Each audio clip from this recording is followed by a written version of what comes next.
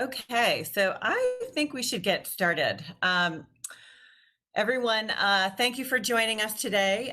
Just wanted to let you know that John has put everyone on mute so that you can hear our guest, Rob Letcher, and John, my co-moderator, and me during the presentation. First, we want to thank you for joining us today.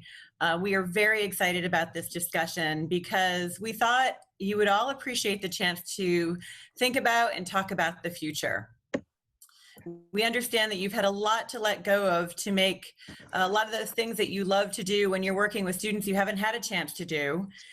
And we also realize that maybe in the last month and a half, you've had a chance to discover some things that maybe weren't as impactful in the classroom in the past, and some new activities that are maybe more worthwhile because we know that our time with students is so much more limited than we want it to be, and so time is critical. Every opportunity is critical.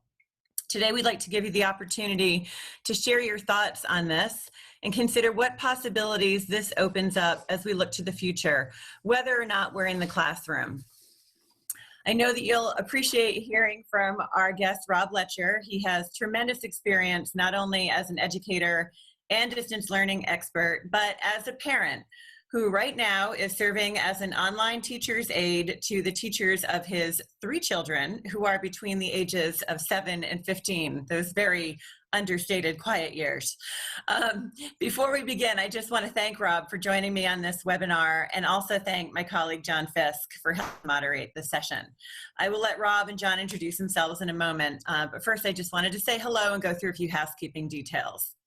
My name is Patricia Gagnon, and I'm the SVP for Programs and Practice at Intellispark. This means I'm intensely focused on the array of strategies that schools deploy to drive student success. And I also work with our schools to come on board with our Intellispark programs. So just to review a few of our Zoom logistics, please be sure that your name appears and that you have kept your video off and your microphone muted. Please also enable the speaker view for the presentation. And then as this webinar is designed as a conversation with some Q&A peppered in, we will be pausing during the discussion both to ask you some questions and to field your questions. So we will collect those in the chat box. And let me just show you where that is if you're not familiar with Zoom. You can find the chat box on your control panel at the bottom of the screen, or depending upon your view, it might be on the right-hand side of the screen. At any point, if a question pops into your head, just type it in there for everyone to see, especially as we are seeking your ideas as well. And I know some of you will want to monitor what comes up in the chat. So please go over to the right of your screen now and find the chat box. And if you would, please just put a message in sharing what your role is in your school, your district, or organization, and then where you're joining us from today. Okay, school counselor in Wisconsin, fabulous. Oh, we've got a dean of students in East Providence, Rhode Island, Alexandria, California. We've got folks from all over the country today, which is fantastic. Lots of counselors, administrators. For those of you from Rhode Island, I was a public school teacher in Rhode Island and department head for nearly a decade. So welcome to my fellow Rhode Islanders. New Jersey, Illinois, this is great. Love it. Okay, fantastic. So welcome, welcome. We will also have time for Q&A at the end. So if we do not get to your specific question, Rob and I will follow up with some responses afterward. We will have some additional webinars this spring as well. So your questions will help us make sure that our content remains relevant and will help you as you're working to support students now and preparing for next year. We will also provide some key takeaways at the end of the webinar and some upcoming information about future webinars. So that will follow, we'll send you that afterwards as well. So keep an eye out for that. Okay, so taking a look at our agenda, Rob and John will say hello and tell you a little bit more about themselves, and then we'll dive right into the conversation. Okay, so over to you, Rob, to introduce yourself. Thank you very much. And I think you said Rhode Island correctly, proving that you're from Rhode Island. Amen. So hi, my name is Rob Letcher. I'm the founder and owner of edgenius.net. It's an education consulting company specializing in online teaching and learning. I have over 23 years in education. About 18 of those have been spent focused on online learning and teaching. I've worked as an online teacher, an administrator, course designer, instructional designer. I've built online teacher training programs, professional development programs. I've done research into best practices, and it's been my heart for a very long time. And it's unfortunate that we have to all be exposed to it through COVID, but I'm happy that the technology and these systems exist to help support our students during this time. And I'm currently engaged working with Junior Achievement USA on some of their online learning endeavors. And I'll pass it over to John. Hey everybody, I recognize some of you, so good to see you all, and thanks for joining us again. I'm John Fisk, and I establish partnerships with the schools and districts that we work with across the United States. My role for today is moderator, and to try and get your questions answered throughout the call today. So if you do have questions, again, please put them in the chat box, and I can call them out, and we can hear what Rob and Tricia have to say. So with that, let's get started.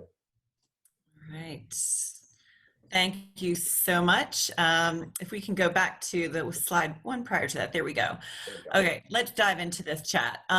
So what does the new normal look like for engaging students and parents? As I said, we'd like to kind of respond to where your minds are, what your experience is right now during this discussion. So I'd like to ask our educators today, if you would just put in the chat box, what are you finding your students really need to have before they can truly bloom?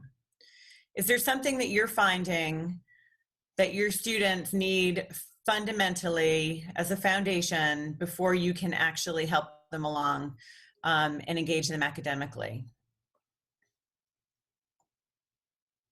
And then if you're not quite sure on that one, if you're a parent, are you seeing something with your own children that is particularly effective in engaging them?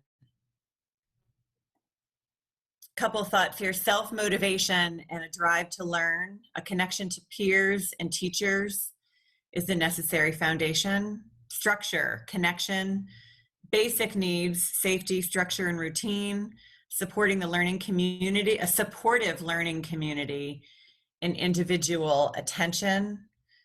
Definitely that comes a lot back to the student, a lot of these elements. Meeting each student where they are at in their learning. Yep.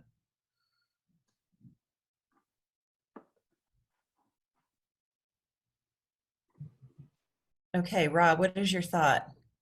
Basic understanding of how to use technology to access the work and mental health support.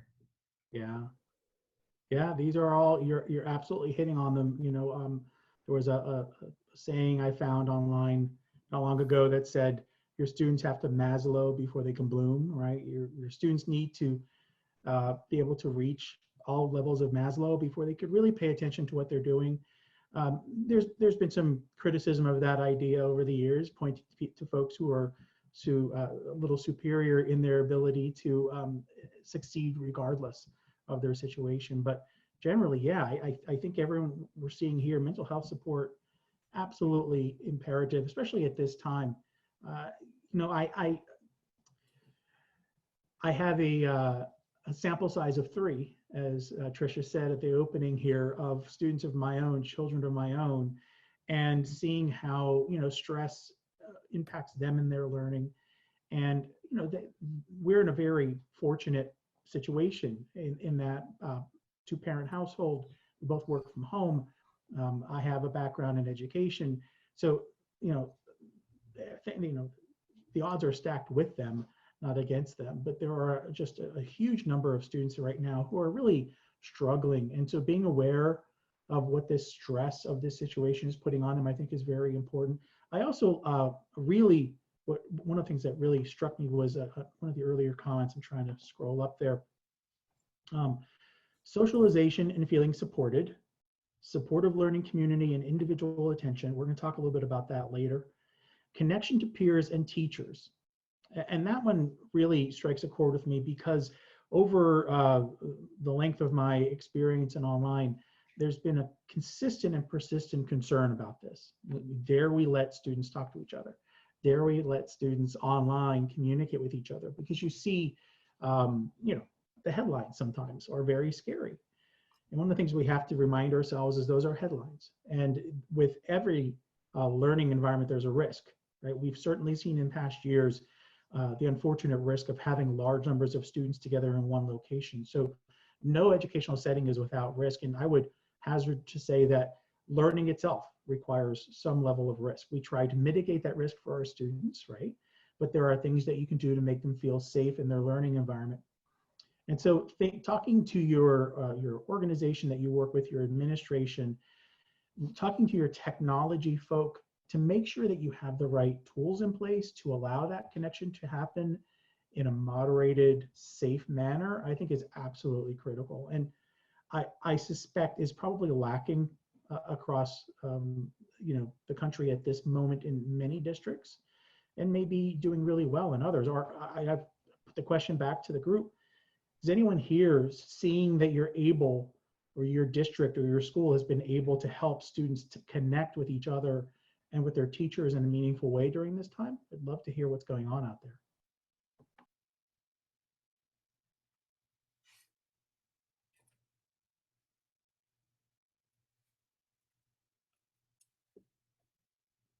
I saw at least one online school teacher that I know of out there. So I know there's at least one online school being represented here. I'm sure you're doing a bang up job. I'd love to hear, what are the things that your teachers or your counseling staff or your administration has been doing to connect with families and students.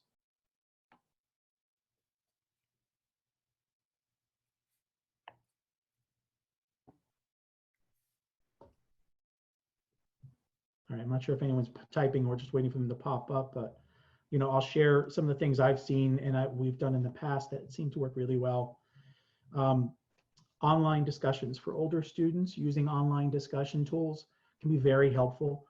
Most tools that are out there are able to allow teachers to moderate so that before posts show up, teachers can approve them. And you do that for a while and support students until you know that they understand the rules of the road. I see a couple more popping up here. Some synchronous learning time using Google Meets. That's great. Online discussions, excellent. Zoom, Google Meets. Musical groups performing together. That's been pretty amazing, right? Yeah, definitely. I'm hearing of and seeing a lot of opportunities that folks are taking, saying, let's not let this get in the way. Let's open up the ability for students to connect, and teachers in particular and counselors are getting very clever with how to do that. There's some great ideas here. Online after school discussion parties, sing-alongs. My 7-year-old teacher has a thing that she has done in the past with students in the classroom. If you do a really great job during the week, you get to have lunch with the teacher. And she did that this past week, and my daughter was invited along because she did all her work last week. And so, but they did it through Zoom. They all sat there eating their PBJs and enjoying time with their teacher. Rob, as I look at the responses here, and I see it with my own 5-year-old, is, she's in pre-K and she has some structured time. And then there are moments after the structured time with the class and waiting and so forth. She needs to just release her energy. But what I'm seeing here too is this need for a release of energy in a social way outside the academic space. Google Meets with social emotional groups, after school discussion, sing along. Like it's a decompression element, and it's a social decompression element. And, again, in the spirit of discussing what might we need to preserve into the future, how many students leave the school day when we're in a physical school and they may not have that social group? And is this an indicator that You know, students need a little decompression, social opportunity and engagement, maybe with a teacher present, maybe slightly structured, beyond the academic day, just to decompress. I think it's really telling what matters, and it may not just be in the online space. Absolutely. Okay, shall we go on to our next question? Or is there anything additionally you wanted to add there, Rob, about the context for students? No, I think we dipped into it a little bit there. I'd love to hear more from Mr. Park at some point. Maybe we can connect at another time to learn more about how that's going with 50-minute synchronous classes online. I'd love to hear how that's going. Okay, so shifting gears a little bit about and talking a little bit more about pedagogy. Again, I'd like to ask our educators, have you discovered anything that you would change about how you were spending your classroom time before the last 6 weeks changed our world so much? What might you spend more time doing upon returning to the physical classroom space whenever that opportunity arises? And can you put that in the chat box?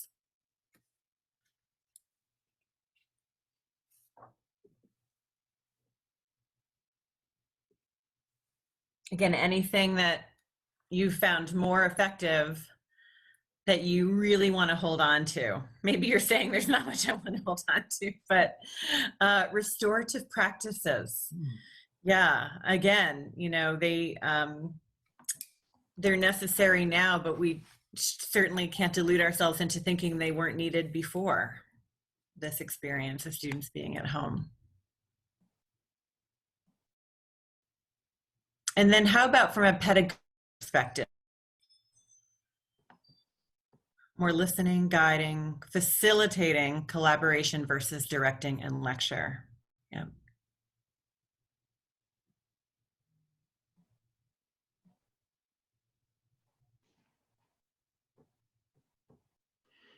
And please keep typing. I just want to say just a couple of things. Given the number of counselors that we have in the webinar today, my virtual hat goes off to you, because I don't know many jobs or roles in traditional public schools today that are more difficult, or folks who are more stretched incredibly thin. And I also don't know many roles that are more needed than today. And so I think it's an interesting thing to look at, maybe how you're meeting the needs of your students today in counseling type of roles. Everything from college counseling to, which has been, quite frankly, has really adopted technology very strongly. Kind of did so. Career and college counseling has been a very technologically savvy area for a long time, but not so much the in-person, I'm not gonna say therapy, but therapeutic type of supports that you provide to students. If anyone out there is using technology in a way to sort of bridge that gap more now, perhaps you find that that might be something you can continue. Because I know from my own children's schedules, they barely have time, to go to the restroom or go to their locker in between classes, let alone find time to go see the counselor when they really need to. And when they do, they end up missing class time. So that was something I've been thinking of is, is there a way for us to utilize online technologies for students, whether they're in a physical school or learning from home? I see a couple other comments here. One-to-one work with students is easier to accomplish since there's no distractions. Normally take place in a class, preventing, yeah. So there's less classroom management in online learning for sure. There's different classroom management sometimes that you have to deal with, but it's certainly not the kind, unless you're in a Zoom meeting. But even with a Zoom meeting, right? I've always said in Zoom, and this is the only environment in which John Fisk can literally stop us from talking in America today, right? And so you can't put tape over the mouths of students in a physical classroom, but you kind of can do that in a virtual classroom. So classroom management certainly is a little bit easier, but what does it then leave room for, right? So I'm seeing discussion-based pedagogy that you'll want to return to. That's great. One-to-one work with students is easier in this environment. It makes the time we have together seem that much more precious. How does what we ask kids to do outside of class make class better? How do we make class a time when the kids being together is for synthesis and depth over just exposure to content? Yes, I agree, Tom. I think that's something that I've found. I probably shouldn't be, but I'm somewhat shocked at how much my children can do on their own without a teacher present and without me present, just following directions, right? And being able to go and do a lot of that preliminary learning on their own, which then leaves them open to those deeper levels of learning, depths of knowledge, right? The synthesis and the depth that we can get into with learning. Students who are learning how to communicate electronically, since that's a primary way, right? So now students are also learning, right? Now, it's kind of forced our hand, didn't it? Where in the past, families, students, maybe even some teachers and some school staff may have been a little wary of sort of diving in to technology as a communication source or avenue. And this really has forced our hands. And I don't think that's a bad thing. I think there's a lot to be learned here. And I do think that just like when you jump into a deep pool, you come out wet. You bring some of that water with you. I think when we emerge from this COVID, I think we're going to have stuck to us, right? Some of these best practices that we identified. Hey, this is something I can continue to do with my students, right? How much are you engaging with the parents now? I bet a lot more than you were in the past. If you're trying to reach students in their homes, you no longer have the ability to tap them on the shoulder. You need someone physically there to tap them on the shoulder. And so communicating with parents is very important. Rob, as we think about the skills that this is drawing out in our students, number one, we've always known our students are technical and they love using devices of various sorts. And maybe it was more unstructured in the past. But I think another silver lining here is that students are learning how to use technology in a very constructive, proactive, productive way, both to advocate for themselves and to communicate in a very healthy way, ideally. And I think that's brilliant because it brings on that independence, the 21st century skills, and God willing, some of that responsible use transfers over into some of the other areas where maybe we were worried before. Yeah. And again, I love seeing that what I'm seeing here is a lot of very student-centered practice that is taking place, which is, where is each individual student? How can I move them along in the one-on-one space? And how can we give voice to our students by hearing more from them and not using our time to be pushing out the content? Yes. And you read my mind. There's two pieces, and I know we need to get to our next question, but there's two items I want to make sure we call out. Number one, Janine's comment about that one-to-one time, absolutely critical. I know from my personal experience, I've done this myself as a teacher. I'm experiencing this myself as a parent with my children's schooling. This now gives a teacher the ability to say, when you're done, if you still have time left, or if you need more challenge, and I gave her some feedback. I was like, don't call it extra work. Don't call it optional, right? Call it, challenge. And then my daughter went from saying, I'm not doing extra work, to saying, oh yeah, I want to be challenged. I'm going to accept the challenge. So giving her the ability to do more, to go deeper, that's personalizing her instruction. And it's doing so in a way that you wouldn't have had in a classroom necessarily without a teacher's aid or extended class time. And the second piece that I want to call out is this idea of students communicating. How often do you call on students in a classroom and the same 2 or 3 students raise their hand and the rest of the students get to hide? There's really no way to hide in online learning because now everyone has a chance to respond using things like streams and comments and discussion boards. So I do think that this move really could highlight opportunities for us to really personalize learning and keep it super student-centered. Mm-hmm. Okay, so on that note, if we can move to the next question, and that question around effective use of technology in education. And And again, I'd like to ask our audience to share in the chat if you have discovered a certain use of technology that you really want to continue, regardless of whether you're teaching from home or you're back in the school building. You know, we're talking here a lot about, you know, using our time with students in different ways and maybe empowering them to use their time out of the classroom differently so that we can use our time in the classroom differently. How might technology support that kind of scaffold that those different modes of engagement, and what examples are you really excited about that maybe you were kind of forced into but thought, huh, this actually could be a benefit later on? Screencastify and Loom for some presentations. I'm not familiar with Loom. But definitely, I think students making presentations, teachers preparing content to push out.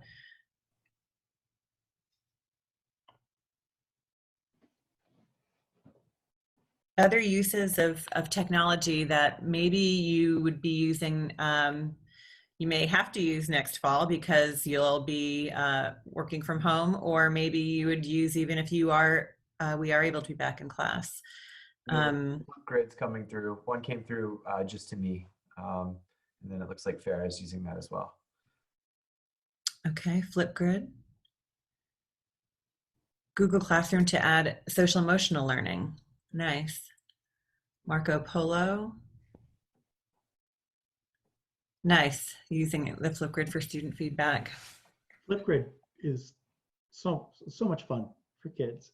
And again, a very safe way of letting students share their thoughts and their feelings. And, you know, I have a first grader using it, and it's easy to use. Press a button, make your little recording, video recording, and share with your class. And it's very, I consider it like a zero entry pool. You can just kind of walk right into it. It takes almost no training. It's very intuitive. And now you immediately have students sharing what they're learning. And I like that idea, Janine, of using it for feedback back to them, right? As opposed to, hey, read this paragraph I wrote about your paper. They're probably more likely to listen to you in a video. If you have children of your own, you know they're very driven visually these days, and video is king.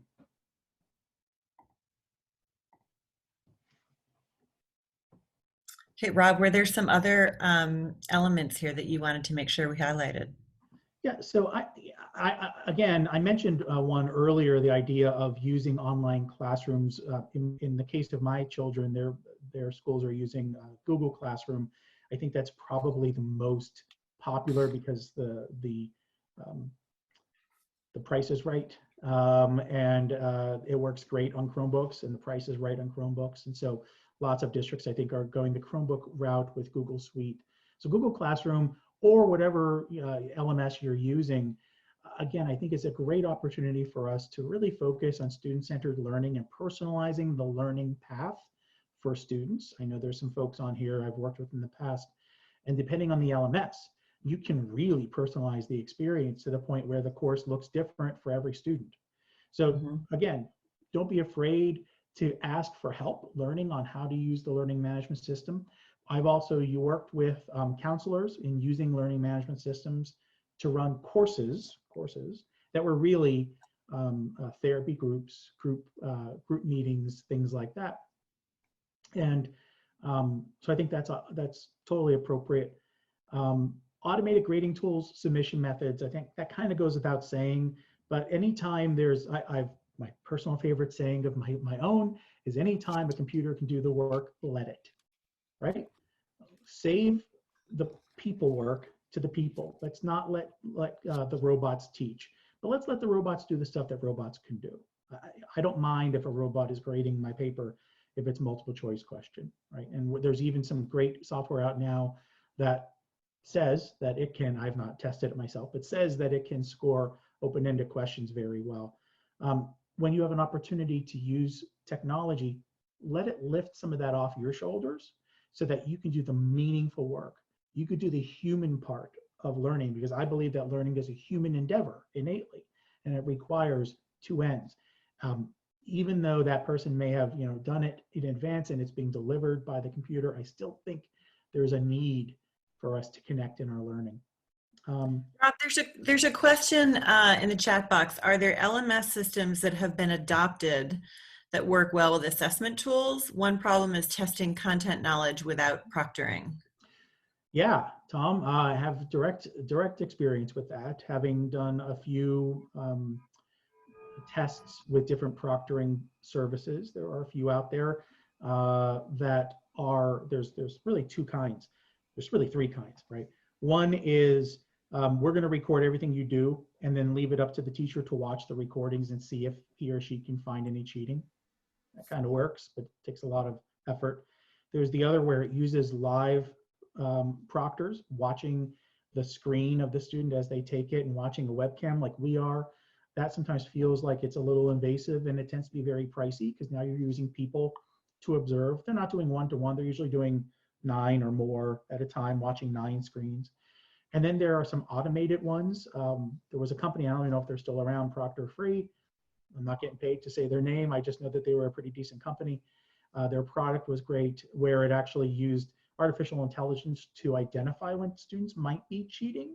So it did face tracking, are their eyes going down or leaving the screen, going like this? Do you hear writing? Do you hear a printer in the background? Do you see other people's faces in the background or hear other people's voices? And then it would alert the teacher just to those moments. So you just have to watch those moments of the video if you wanted to. So yeah, I think there are some LMS systems. The systems themselves tend to not have that kind of deep functionality, but there are add-on tools. So I would look into those. Okay. There's one more up here I wanted to look at. Recording audio.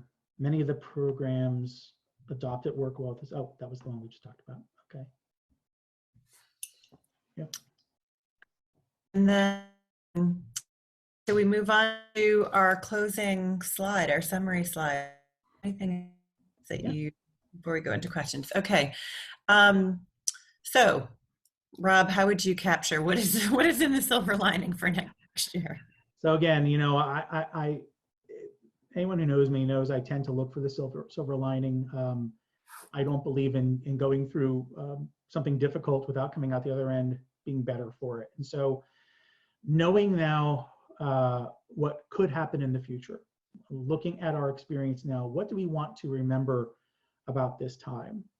And for me, there are sort of 3 do's. Do partner with parents. We didn't talk too much about this in this session, just tangentially. But the reality is the parents of your children, of your students, are there, and they're doing way more with their students than they ever have in the past. Yes, there are some families that aren't engaging. I got that, right? They're probably the same parents who didn't engage very much when school was open, or it may be difficult because they're trying to now help educate the children and work a full-time job. But that being said, there are a lot of parents now who have been asked to step into a role in their children's education that they've never had before. I think that's really valuable. And I think hopefully they've had a relatively positive experience, given everything else that's going on. And if that's the case, latch onto that and don't let that go. And don't overburden parents next year if we're back to normal and we're back to in school learning. And also don't forget that Maslow can block the bloom, right? So this idea, and I don't think, again, given that the majority of folks who are in this session are counselors, you already know this and you're practicing it daily.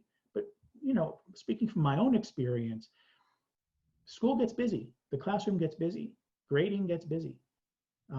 And sometimes it's not difficult to forget and to lose sight of the fact that there's maybe stuff going on at home with this child that's keeping them from doing well. So keeping that in mind, being alert to that. And I think those two of involving parents more and that second piece go hand in hand. The more you know about the parents, the more you know about the family, the more you know about the student, the better capable you are of serving that whole student. This was mentioned earlier. There was a comment earlier about FaceTime, about the value, about how precious it is. That's what it was, Tom said. It makes the time we have together seem that much more precious. And I like to say, treat it like gold, right? Or whatever, or insert precious metal here.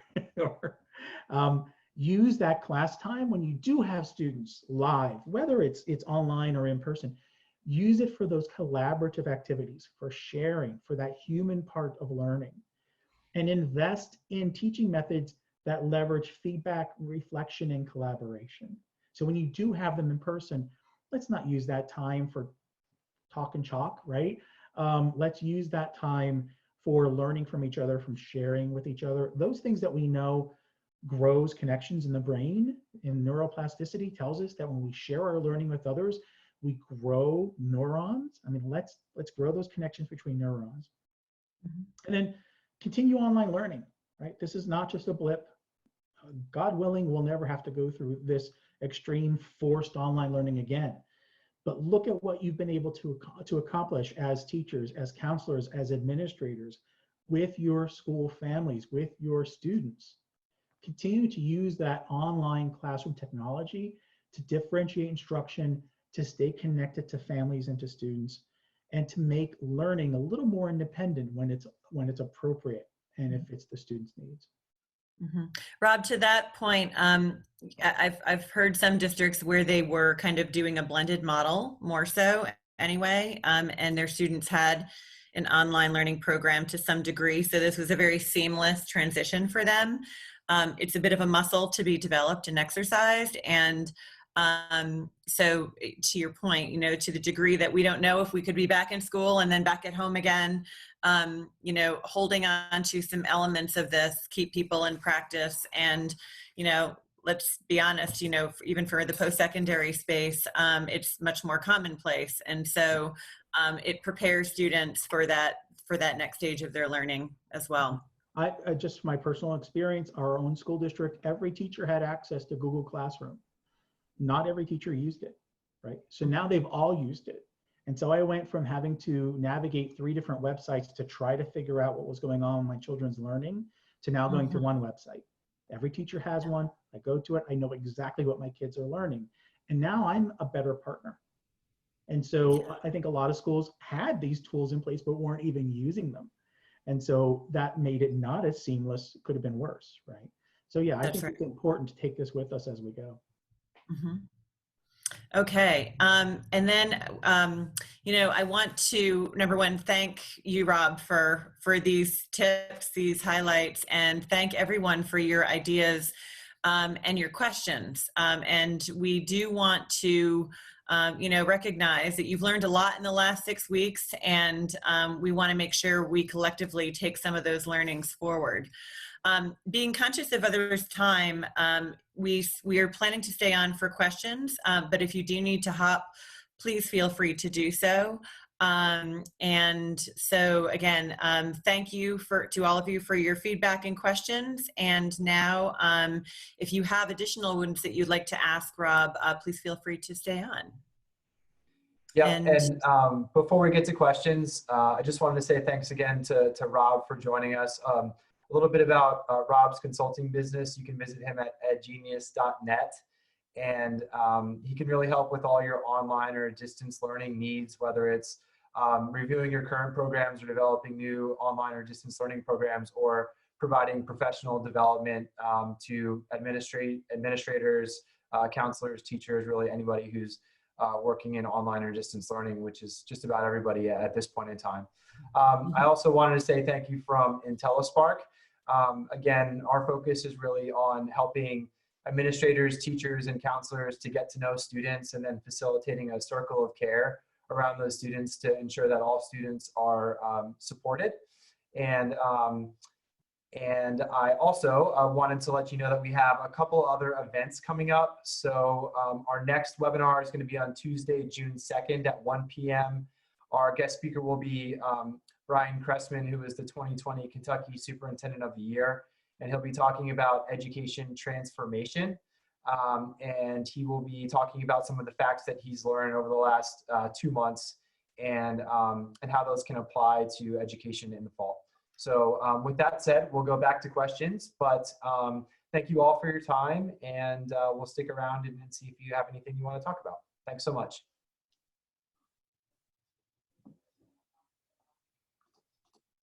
So if you do have any more questions, please just throw them in the chat box and we can answer them. And if not, that's okay too.